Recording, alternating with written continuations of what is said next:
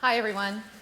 I'm not your typical business owner. Everything about what I do is a reflection of my values and how I see the world through observations growing up, with the blessedness of being a Canadian and traveling and being able to sort of have that comparison of the reality of our food producers and what is an ethical business.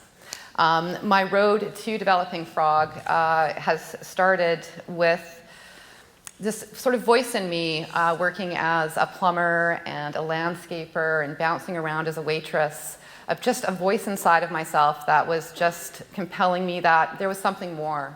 And I've been very blessed. I've had the experience to have wonderful parents who are actually here today that have an intense love for Mexico and shared that with us through holidays growing up.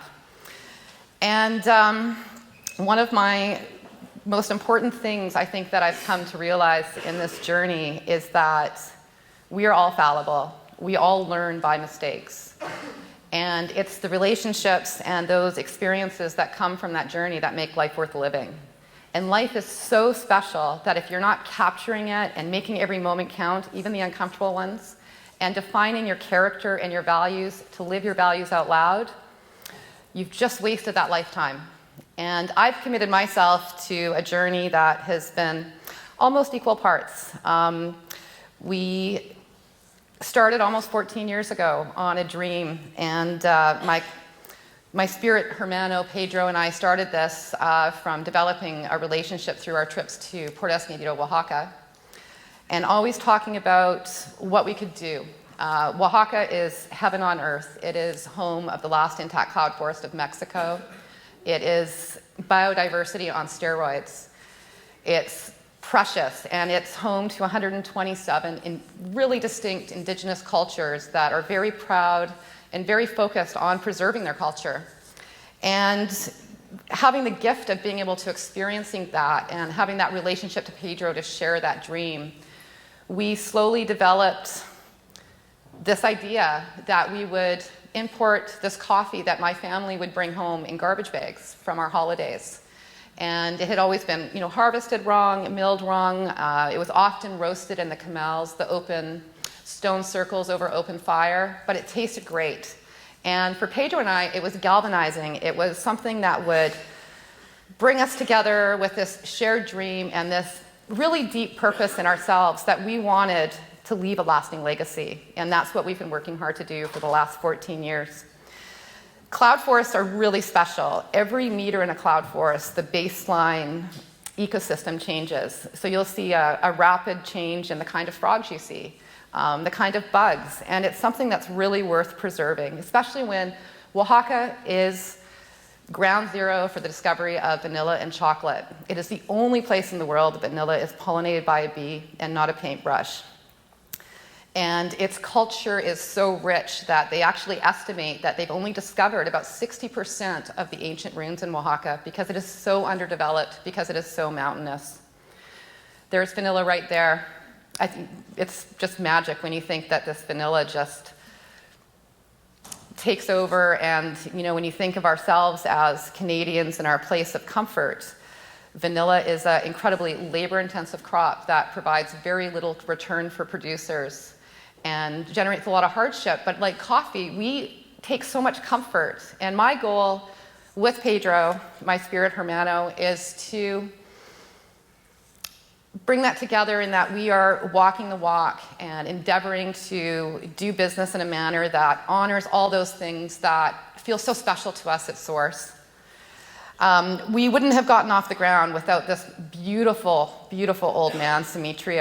He is a signpost of my life. He started with us when we were just learning coffee and growing up. And he was an amazing facilitator. He is the keeper of the forest for his people when he was with us. He understood coffee, and for Pedro, he was a defining relationship. He taught him all about coffee. He provided, lessons and an understanding around forest management and providing Pedro with that support that he could find that courage for us to embark on our dream. He lived in this amazing ancient village called Nopala. It's actually one of the oldest continually inhabited villages in the world. And he is, or was, sorry, the keeper of the forest for his people. And he would go and buy our coffee from these beautiful families in the communities that harvested the coffee from their sort of 5 or 10 hectares of forest. And then he would store it in his home, literally sleeping with our coffee beans. He spent 8 years with us, and talking about him still brings a lot of emotion. He was such a meant-to-be relationship, and those meant-to-be relationships are so important in our journey. And the mistakes we make, there's always so many, and some of them are those moments, and that's something I think about a lot, is our human nature is when something goes wrong is we finger point. We immediately look for the best person to blame or the best scenario to sort of put that pressure over to. And that's something I've really worked hard at, and I've suffered a couple really big mistakes. Pedro and I, years ago, actually went through a year where we couldn't even speak to each other. I can't even tell you why we were mad at each other now, but it was a moment where my dad had to step in and help us navigate it to keep the pieces together. And I'm so grateful we made it. But the biggest mistake I've actually ever made was something that I really pushed for and wouldn't listen to any suggestions about, and it was my frustration that our packaging in coffee, because it's high barrier, has to come from Asia, and it has a tremendous environmental footprint.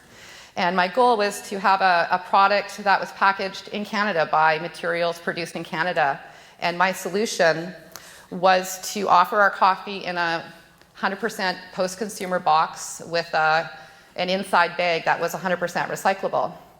And it was a great idea, but it bombed. I lost some major business. We ate a lot of packaging that we ended up recycling. But it was one of those moments for myself where I had to dig so deep to be able to own it without finger pointing, because I really believe that's a superpower. And take that deep breath to be able to navigate what's next. How do I recover from this? I've lost 30% of my business. And I was very fortunate. I've got great relationships in the business. I'm very blessed with the distributors that I have. And it was really the mettle of just buckling down to fight through and swallow this mistake. And it's sort of funny, the slide I have up is actually a clearance from London Drugs, which was our biggest loss in that learning period.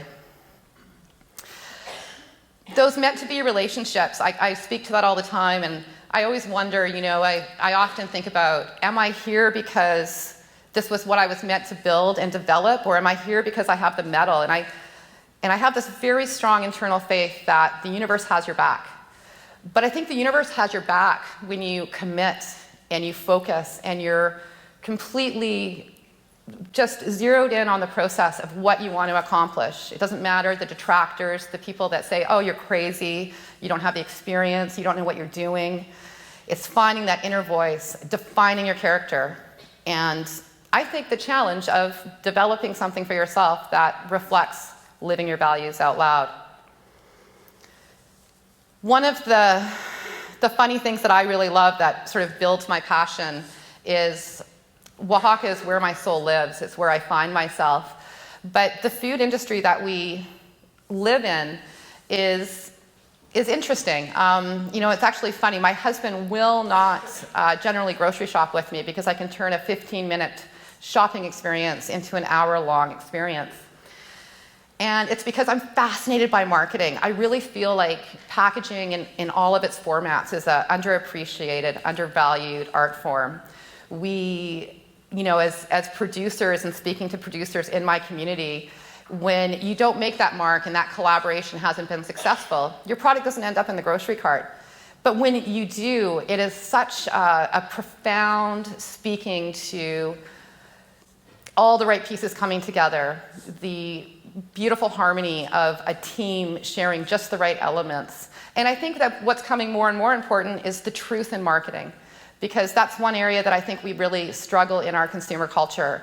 And that's something that's the most important thing to me, is that our coffee reflects the values, the story, the commitment of our team, who we are, what we're trying to translate to the general public. And this package is a package I'm really proud of because it speaks to what's most important to me, which is humane beings for human beings, which is a call out that living present, honoring all life, treading consciously, and living so inspired that you in turn inspire others. And that's a really important call out for me, because that is always what reminds me of, in this cluttered category of coffee, of why I do what I do. Why I do what I do that is different from everybody else. It's funny, everybody's like, why are you in coffee, Karla? It's the most competitive category. And it's like, cream always rises. And I truly believe that if you are focused on your intention, who you are, living your values out loud, it doesn't matter how many people inhabit a space that you're trying to be successful in. It's all you. I've had an amazing experience with the students here at Brentwood, and over the last 24 hours, it's been really neat and really reassuring for me in chatting with the students in just that comfort with our uncertain times that we have world changers. I am just so profoundly impressed with all of you. And I wish you all just to find your frog. Get out there. Live your values out loud. Make your life count. Be everything you can be. Thank you so much for your time. Frog on.